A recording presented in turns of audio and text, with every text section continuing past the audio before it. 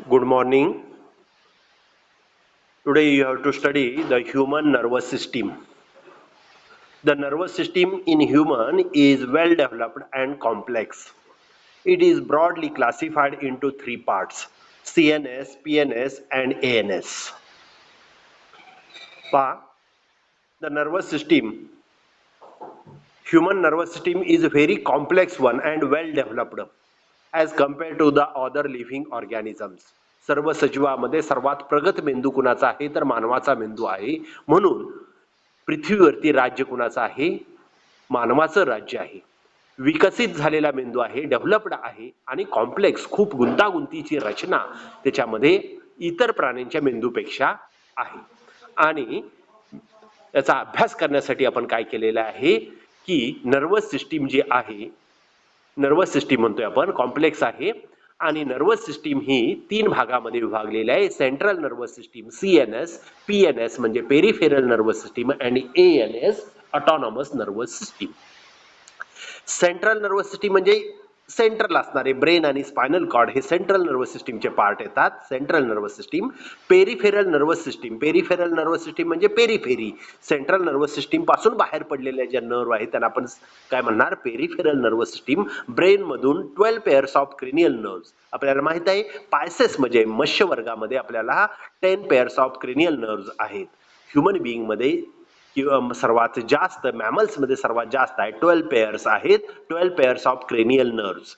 Brain मधून बाहेर पडणाऱ्या, कवटीतून बाहेर पडणाऱ्या अशा 12 जोड्या नर्वच्या आहेत आणि त्या चेहऱ्यावरती आपल्या चेहऱ्याच्या वेगवेगळ्या भागाला म्हणजे कानाला, डोळ्याला, नाकाला, जिभेला अशा भागावरती, फेसवरती अशा पद्धतीने त्या गेलेल्या आहेत. अशा 12 जोड्या आहेत आणि हे सर्वात जास्त नर्व ह्या ह्युमन बिईंग मध्ये किंवा मॅमल्स मध्ये आहेत.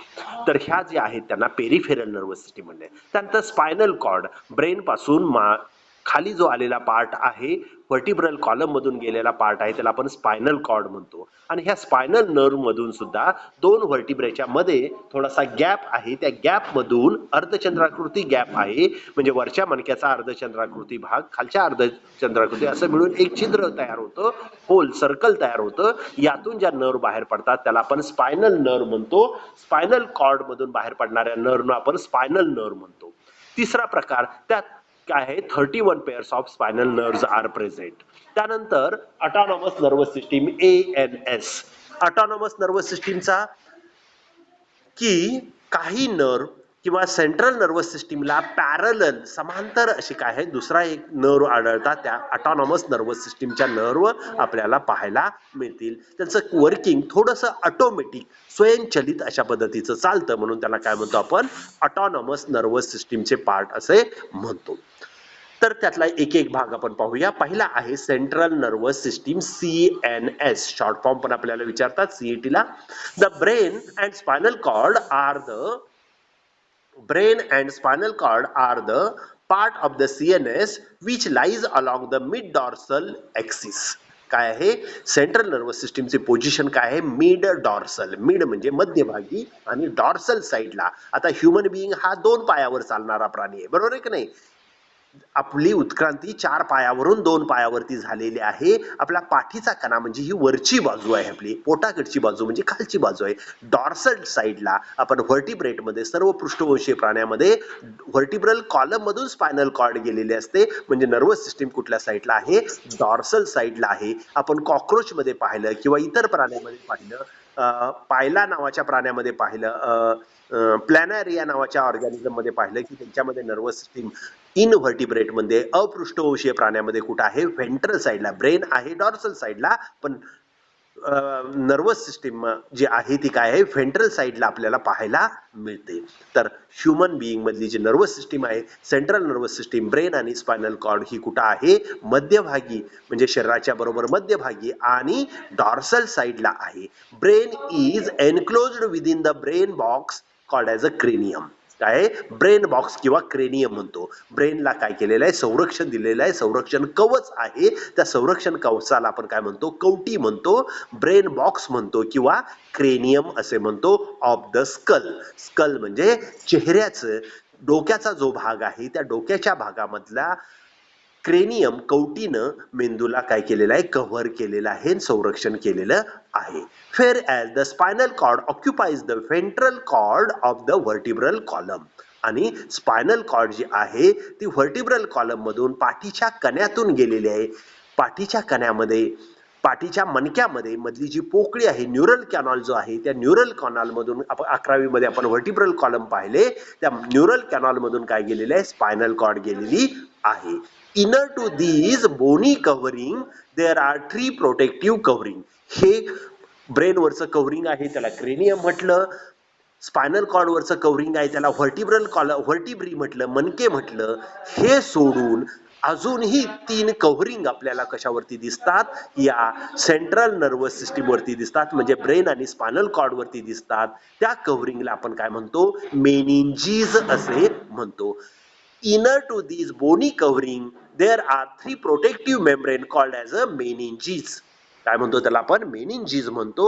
That protect the brain and spinal cord. आणि तो काय करतो, ब्रेन आणि स्पायनल कॉर्डचं प्रोटेक्शन करतो. आता त्याचे जे 3 कव्हरिंग आहे त्यातल्या सर्वात बाहेरचं टफ प्रोटेक्टिव्ह कव्हरिंग आहे. Outer most tough vascular, non vascular, thick covering and fibrous covering is called as a dura mater. Middle आहे त्याला म्हटलेलं आहे अरॅक्नॉइड मॅटर. आणि इनर मोस्ट आहे त्याच्यामध्ये पिगमेंट्स आहेत, व्हाईट कलर, ब्लॅक कलरचे पिगमेंट्स दिसतात, त्यामुळे त्याला काय म्हणतात, पिया मॅटर असे म्हणतात किंवा पाया मॅटर असे म्हणतात. म्हणजे ड्युरा मॅटर, अरॅक्नॉइड मॅटर अँड पाया मॅटर असे 3 कव्हरिंग वरून आत जातोय आपण पाहत, या नावानं काय आहे 3 कव्हरिंग ब्रेन आणि स्पायनल कॉर्ड वरती पाहायला मिळतं. आता in between these covering the space is present, this space is called as a dural space. Dura mater आणि अरॅक्नॉइड मॅटरच्या मध्ये जे स्पेस आहे त्याला ड्युरल स्पेस म्हटलेला आहे. आणि अरॅक्नॉइड मॅटर आणि पाया मॅटर मधली स्पेस आहे त्याला अरॅक्नॉइड स्पेस म्हटलेलं आहे. And this space is filled with a fluid called as a cerebrospinal fluid. आणि या दोन्हीच्या मध्ये जे पोकळी आहे, काही अंतर आहे, त्या अंतरामधल्या पोकळीला आपण ड्युरल स्पेस आणि अरॅक्नॉइड स्पेस म्हटलेलं आहे. It is filled with a cerebrospinal fluid. Cerebro म्हणजे ब्रेन आणि spinal means spinal cord. Brain आणि स्पायनल कॉर्डच्या वरती जे ह्या 3 आच्छादनाच्या मध्ये जे द्रव पदार्थ आढळतो, त्या द्रव पदार्थाला आपण काय म्हणतो, तर सेरेब्रोस्पायनल फ्लुइड असे म्हणतात. आता हे सेरेब्रोस्पायनल फ्लुइड, मग हे कसलं फ्लुइड आहे, आपण सर्क्युलेटरी सिस्टीम मध्ये पाहिलं की ब्लड आणि लिम्फ आहे, बरोबर आहे की नाही. लिम्फ आणि आपण एक प्लाझ्मा पाहिला, ब्लड मधल्या ब्लड सेल्स काढल्या की प्लाझ्मा म्हटलं. लिम्फचं कॉम्पोजिशन जे आहे तेच कॉम्पोजिशन काय आहे, सेरेब्रोस्पायनल फ्लुइडचं आहे. हार्ट वरती ही कव्हरिंग आहे, 2 कव्हरिंग आहे. त्या कव्हरिंगच्या वरती पेरिकार्डियल कव्हरिंग म्हणतो आपण त्याला, त्याच्यामध्ये जे स्पेस आहे ती सुद्धा फिल्ड केलेली आहे फ्लुइडनं. त्याला काय म्हटलेलं आहे, पेरिकार्डियल फ्लुइड म्हटलेलं आहे. कार्डियम म्हणजे हार्ट, हार्टच्या भोवती जे द्रव पदार्थ आहे त्याला काय म्हटलेलं आहे, पेरिकार्डियल फ्लुइड म्हटलेलं आहे. तसं ब्रेन आणि स्पायनल कॉर्डच्या भोवती जे फ्लुइड आहे त्याला आपण काय म्हणतो, सेरेब्रोस्पायनल फ्लुइड. या सर्वांचं कंपोजिशन म्हणजे हे ऍक्च्युली लिम्पच आहे, पण इथं आहे म्हणून, ब्रेन वरती आहे म्हणून त्याला म्हटलेलं आहे. हार्ट वरचा आहे, हार्टच्या वरचा कव्हरिंग आहे म्हणून पेरिकार्डियल फ्लुइड म्हटलेलं आहे. कंपोजिशन मात्र सेम आहे. आता फंक्शन सुद्धा तसंच असणार आहे. लिम्फॅटिक फ्लुइडचं जे फंक्शन आहे तेच असणार आहे. काय आहे पहिलं function, to supply the nutrient, बरोबर आहे, अन्न घटक पुरवणे, to supply the oxygen, remove the waste material, बरोबर आहे. त्यानंतर to protect the brain from mechanical injury. हार्टवरचं कव्हरिंगचं ही तेच फंक्शन होतं, protect the heart from the mechanical injury, की थोडासा धक्का लागला तर डायरेक्ट तो ब्रेनला लागून आपलं फंक्शन, ब्रेनचं फंक्शन डिस्टर्ब होऊ नये यासाठी तो कार्य करतो. तो द्रव पदार्थ इकडं तिकडं सरतो आणि तिथून तो शॉक जो आहे तो काय केला जातो, इतरत्र ट्रान्समिट केला जातो आणि मिनिमाइज केला जातो. लक्षात, मिनिमाइज केला जातो. त्याला आपण काय म्हणतो, ह्याला शॉक अब्सॉर्बर असे म्हटलेलं आहे. म्हणजे हा सुद्धा फ्लुइड काय करतं, cerebrospinal fluid, it protect the brain from mechanical injury, it protect from the mechanical shock असेही म्हणता येईल. तर अशा पद्धतीनं त्याचं फ्लुइडचं फंक्शन आहे. त्यानंतर टू प्रिव्हेंट द डेसिकेशन, आणखी काय फंक्शन सांगता येईल? To prevent the desiccation. Desiccation म्हणजे ड्राय होऊ नये, सुकू नये, त्याला पाणी पुरवठा व्हावा, नेहमी ओलसर राहावा, ब्रेन ऍक्टिव्हेट राहावा, याच्यासाठी त्याला द्रव पदार्थ पाणी पुरवठा करणे हे सुद्धा त्याचं काय काम आहे. टू मेंटेन द टेम्परेचर, जसं बॉडीचं टेम्परेचर मेंटेन करणे आहे तसं सेरेब्रोस्पायनल फ्लुइड ब्लडचं टेम्परेचर घेऊन तोही काय करतो, तर त्याला काय म्हटलेलं आहे की मेंटेन द टेम्परेचर. तर अशा पद्धतीनं काय आहे त्याचं फंक्शन आहे. तर आपण आता काय करूया, हे 3 मेनिंजीज पाहू. मेनिंजीज म्हणजे कव्हरिंग. आता हे जे फ्लुइड आहे ओरिजिनेटेड फ्रॉम द ब्लड, तयार कसं होतं तर ब्लड कॅपिलरीज, लहान केशवाहिन्या ज्या आहेत त्या केशवाहिन्यातून पाझरून ऊज होऊन पाझरून काय होतं प्लाझ्मा बाहेर येतो. त्याचबरोबर मायक्रोस्कोपिक गॅप मधून डब्ल्यूबीसी बाहेर येतात आणि हे काय होतं फ्लुइड तयार होतं. बरोबर आहे की नाही? तर हे जे फ्लुइड आहे सेरेब्रोस्पायनल फ्लुइड हे प्रोटेक्शन करतं, ब्लड पासून तयार होतं आणि तयार झालेलं पुन्हा शेवटी कुठं जातं, ते सातत्यानं तयार होत असतं. मग हे जादा झालेलं फ्लुइड काय होतं ते लिम्फॅटिक व्हेसल मधून पुन्हा ब्लड मध्ये जाऊन मिसळतं, कारण नायट्रोजिनस वेस्ट युरिन त्याच्यामध्ये मिसळलेलं आहे. ते काय केलं जातं फिल्ट्रेशनला आपल्याला किडनीकडे न्यावं लागेल, त्यामुळे काय केलं जातं ते ब्लड मध्येच मिसळतं. आणि काही वेळा ऍक्सिडेंटली काय होतं, काही वेळा या हे जे फ्लुइड जे आहे ते फ्लुइड ज्या व्हेसल मधून लिम्फ व्हेसल मधून काय होतं ब्लड मध्ये जातं, त्याच्यावरती जर दाब आला, ती जर ब्लॉक झाली तर काय होईल, रिमूव्ह व्हायचं प्रमाण काय होईल, कमी होईल. लॉस व्हायचं प्रमाण सेरेब्रोस्पायनल फ्लुइड लॉस होण्याचं प्रमाण काय होईल, कमी होईल. लॉस होण्याचं प्रमाण कमी होईल आणि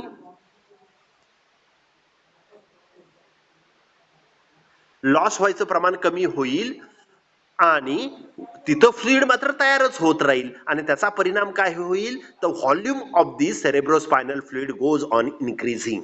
काय होईल, त्याचा द्रवाचा प्रमाण वाढतं आणि द्रवाचं प्रमाण वाढलं तर बाहेर क्रेनियम आहे, कवटी आहे, म्हणजे फ्लुइड बाहेर वाढायला जागा आहे का, नाही तर बाहेरच्या बाजूला वाढलेली सूज आलेली आपल्याला दिसली असती, पण तसं नाही होत. बाहेर काय आहे, क्रेनियम आहे, कवटी आहे. स्पायनल कॉर्ड वरती काय आहे, व्हर्टिब्रल कॉलम आहे, पाठीचे मणके आहेत, त्यामुळे बाहेर त्याला वाढायला जागा नाही. म्हणजे आत त्याचा काय होतं प्रेशर, दाब येतो आणि मग ब्रेनवर आणि स्पायनल कॉर्ड वरती त्याचं प्रेशर येतं आणि त्या प्रेशरमुळे काय होतं की त्या प्रेशरमुळं ब्रेनचं फंक्शन डिस्टर्ब होतं आणि आपण म्हणतो काहीतरी प्रॉब्लेम झालेला आहे. त्याचं फंक्शन डिस्टर्ब झालेलं आहे, मेंटली डिस्टर्ब झालेला व्यक्ती आहे असं म्हणतो आपण. आणि अशा व्यक्तीला आपण काय करतो, मग काही वेळा आपण त्यातील त्याच्या मणक्यातून पाणी काढतात आणि पाणी काढलं तर तो व्यक्ती काही काळ म्हणजे 5-6 महिने 5-6 महिन्यानं जर फ्लुइड काढलं तर तो व्यक्ती नॉर्मल बिहेव करू शकतो, त्याच्या ब्रेनचं काम नॉर्मल चालू राहू शकतं. ह्या ॲबनॉर्मॅलिटीजला म्हणतात मेनिंजायटिस. काय म्हणतात त्याला, meningitis is a disease cause due to the increasing the volume of cerebrospinal fluid. Cerebrospinal फ्लुइडचा व्हॉल्यूम नॉर्मल जेवढा पाहिजे 250 ml च्या आसपास असतो, तो 300-400 ml झाला. वाढायला जागा नाही बाहेर, म्हणून काय होतो आत ब्रेनवर दाब आणतो आणि ब्रेनचं काम डिस्टर्ब होतं. मेंटली डिस्टर्बड व्यक्ती असतो, डोक्यावर परिणाम झालेला व्यक्ती आहे आपण म्हणतो. अशा व्यक्तीचं सेरेब्रोस्पायनल फ्लुइड जर रिमूव्ह केलं काही प्रमाणात तर तो नॉर्मल बिहेव करू शकतो. तर या डिसीजला म्हटलेलं आहे मेनिंजायटिस. काय म्हटलेलं आहे, मेनिंजायटिस. त्यानंतर पहा 3 मेम्ब्रेन कोणते आहेत ते पाहूया. पहिलं जे आहे त्याला म्हटलेलं आहे ड्युरा मॅटर. हे सर्वात बाहेरचं कव्हरिंग आहे. It is the outer most tough non-vascular, thick, fibrous menings and is attached to the inner side of the cranium. कवटीला लागून असणारं, कवटीला चिटकून असणारं कव्हरिंग, म्हणजे बाहेरून कवटी झालं की पहिल्यांदा जे आच्छादन लागेल त्या आच्छादनाला आपण काय म्हणतोय, ड्युरा मॅटर म्हणतोय. हे ड्युरा मॅटर कसं आहे, आउटर मोस्ट 3 लेअर मधलं सगळ्यात बाहेरचं कव्हरिंग आहे. टफ आहे, कणखर असं कव्हरिंग आहे. नॉन व्हेस्क्युलर, फेसल्स नाहीत, नलिका नाहीत, तिथं ग्लँड्स नाहीत, थिक आहे, जाड आहे, फायब्रस आहे and is attach to the inner side of the cranium. आणि क्रेनियमच्या आतल्या बाजूला हे लागून आहे. It is separated from the underlining arachnoid mater by the subdural space. आणि ह्याच्यानंतरचा लेअर कुठला आहे तर अरॅक्नॉइड मॅटरचा आहे आणि अरॅक्नॉइड मॅटर आणि ड्युरा मॅटर मध्ये जी पोकळी आहे त्या पोकळीला आपण काय म्हटलेलं आहे subdural space filled with a serous fluid. आणि काय झालेलं आहे ते कशाने भरलेलं आहे सिरस फ्लुइडनं भरलेलं आहे किंवा सेरेब्रोस्पायनल फ्लुइडनं भरलेलं आहे. तो त्या ठिकाणी द्रव असतो. दुसरा लेअर आहे त्याला म्हटलेला आहे arachnoid mater. Arachnoid mater it is the middle thin and non-vascular layer of connective tissue having web-like appearance. काय म्हटलेलं आहे हा मधला पडदा आहे मध्यभागी असणारा पडदा आहे लेअर आहे थीन आहे पातळ आहे वरच्या तुलनेनं ड्युरा मॅटरच्या तुलनेनं पातळ आहे नॉन व्हेस्क्युलर फेसल्स नलिका त्याच्यामध्ये नाहीत ग्लँड्स कुठल्या त्याच्यामध्ये नाहीत म्हणून त्याला नॉन व्हेस्क्युलर लेअर म्हटलेलं आहे made up of connective tissue areolar connective tissue पासून बनलेला वरचा आहे तो फायब्रस कनेक्टिव्ह टिश्यूनं जास्त बनलेला आहे अरिओलार कनेक्टिव्ह टिश्यूनं बनलेला कव्हरिंग आहे. It is a web like web म्हणजे जाळी नेटवर्क म्हणतो आपण जाळं म्हणतो तर तशा पद्धतीनं आपण www. ईमेल ती वेबनं जोडलेलं आहे तर वेब म्हणतो तर वेब सारखा आहे जाळ्यासारखा आहे लाईक अपिअरन्स त्याचा रचना आहे. It is separated from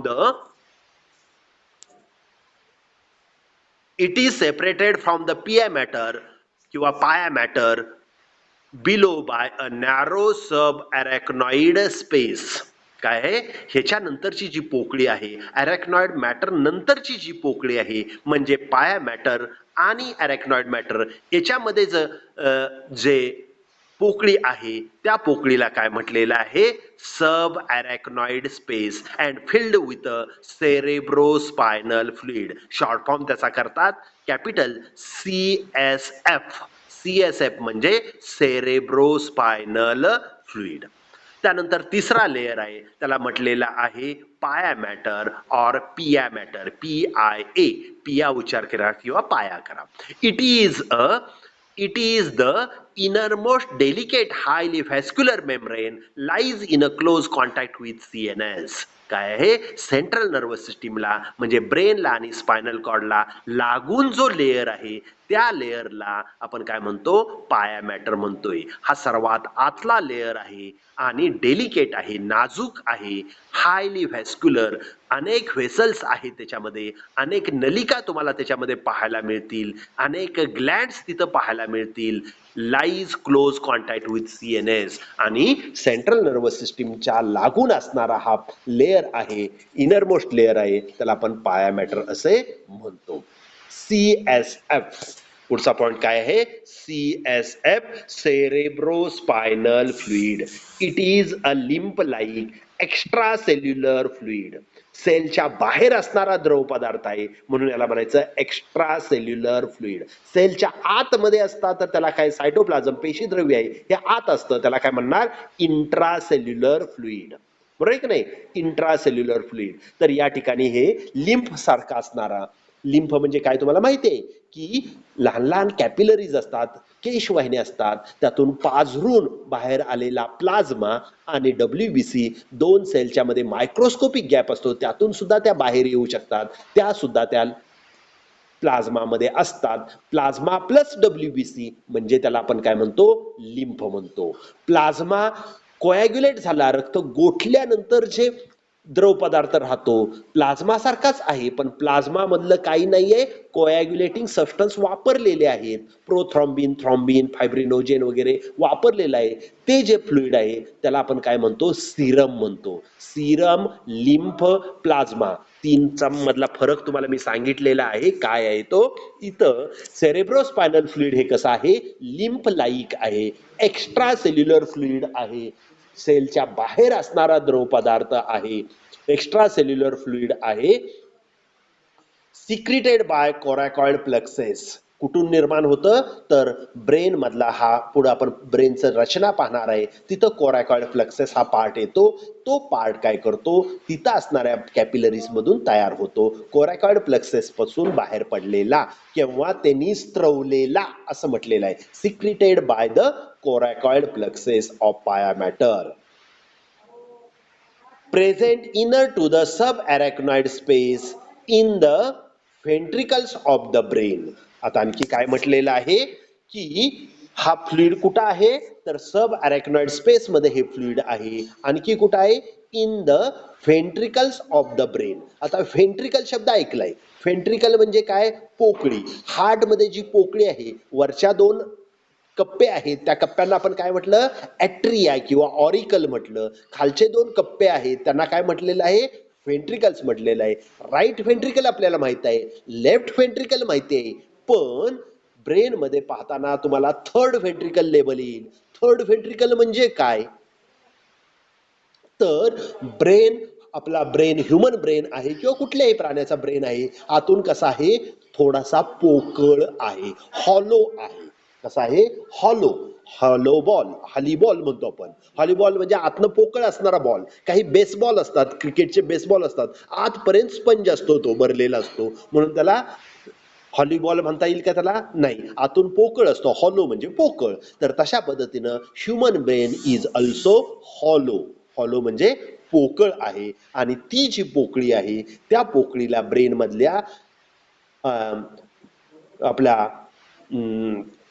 ऑल्फॅक्टरी lobes डायनसेफॅलॉन मधली जी पोकळी आहे ह्या डायनसेफॅलॉन मधल्या पोकळीला आपण काय म्हणतो थर्ड व्हेंट्रिकल असे म्हणतो ही पोकळी म्हणजे ब्रेन मध्ये असणारी पोकळी तशीच कंटिन्यू पाठीमागे स्पायनल कॉर्ड मधून पण गेलेली आहे पोकळी ही जी पोकळी आहे ती कशाने भरलेली असते सेरेब्रो स्पायनल फ्लुइडनं भरलेली असते सीएसएफ न भरलेली असते म्हणजे ब्रेनच्या बाहेर सुद्धा काय आहे सेरेब्रोस्पायनल अरेक्नॉइड सब अरेक्नॉइड स्पेस मध्ये काय आहे सेरेब्रोस्पायनल फ्लुइड आहे ब्रेनच्या आतमधून सुद्धा द्रव पदार्थ आहे पोकळीमध्ये आहे व्हेंट्रिकल मध्ये त्याला व्हेंट्रिकल शब्द आलेला आहे तो व्हेंट्रिकल मध्ये आणि स्पायनल कॉर्ड मध्ये आहे सेंट्रल कॅनॉल म्हणतो आपण त्याला मार्ग म्हणतो स्पायनल कॉर्डचा टीएस आपण अभ्यासणार आहे तिथं जे लेबल येणार आहे तुम्हाला ते काय लेबल आहे तर ते लेबल आहे सेंट्रल कॅनॉल तो सेंट्रल कॅनॉल सुद्धा कशाने भरलेला असतो सेरेब्रो स्पायनल फ्लुइड न भरलेला असतो the three openings in the roof of medulla oblongata help in draining out the CSF काय म्हटलेलं आहे ड्रेनेज ड्रेनेज माहिती आहे तुम्हाला सांडपाणी गटार गटार म्हणतो आपण त्याला बरोबर की नाही ड्रेन आउट आपल्याला नको असणारं पाणी वापरून झालेलं पाणी जिथून वाहून जातं त्याला काय म्हणायचं ड्रेन आउट तसं सेरेब्रोस्पायनल फ्लुइडचं काम जे होतं ते काम झालेलं आहे सातत्यानं कोरॅकॉइड प्लेक्सस मध्ये सेरेब्रोस्पायनल फ्लुइड तयार होत असतं वापरून झालेलं कुठून घालवायचं तर ते ड्रेन केलं जातं ते ड्रेन कुठून होतं तर या ठिकाणी तीन ओपनिंग्स आहेत छिद्र आहेत त्या तीन छिद्र कोणती the CFS is secreted by the pia mater of the three openings in the roof of medulla oblongata help in draining out the CSF. Mobile कोणाचा आहे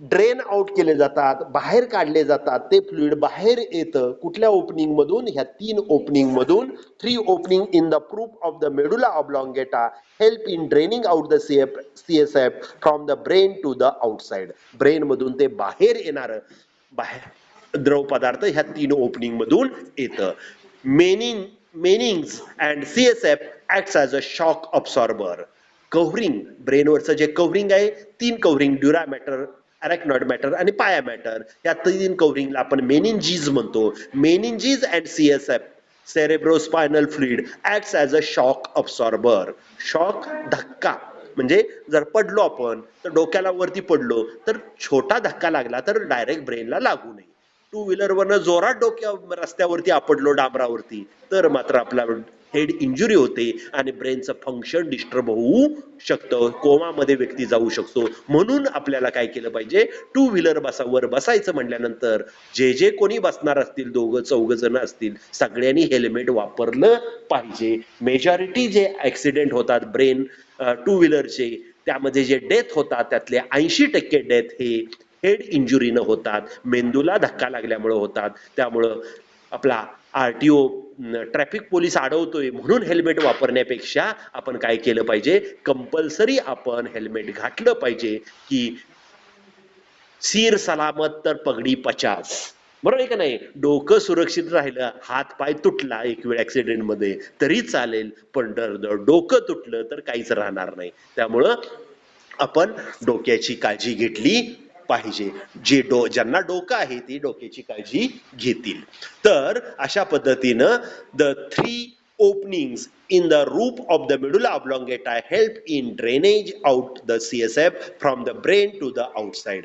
ब्रेन मधला आतलं फ्लुइड या 3 ओपनिंग मधून बाहेर येतं. Meninges and CSF acts as a shock absorber. काय होतात, शॉक अब्सॉर्बर म्हणून काम करतात. Protect the brain and spinal cord from mechanical injury.